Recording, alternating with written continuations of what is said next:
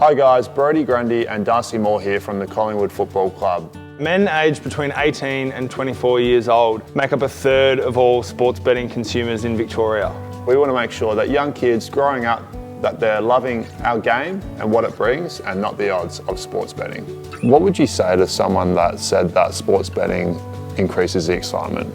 It certainly hasn't always been that way, and the reason why people engage in football and engage in sport more generally is because there's a deep love there. There are early fond memories of the theatre of competition and attachment to the club and players and watching your heroes run out every week. Really at the core of it, you're attached to those storylines, not just the numbers in your sports betting account. Brodie, what advice would you have for fans who want to bring the focus back to loving the purity of the game and not worrying so much about the odds? Draw on those aspects of the game that bring you joy, and I think that's just going to be so much more sustainable than the highs and the lows that come with betting, and we've seen how damaging it can be.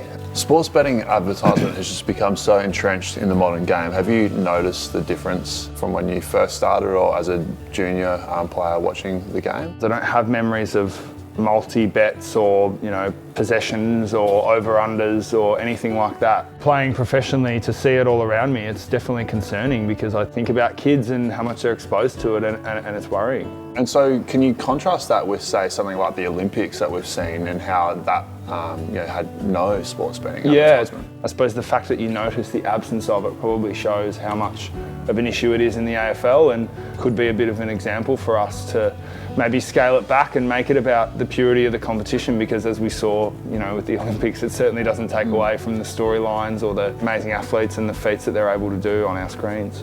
It's really important that kids learn to love the game for what it is and not to worry too much about the odds. So make sure you have a chat with them about the risks associated with sports betting. And love the game and not the odds.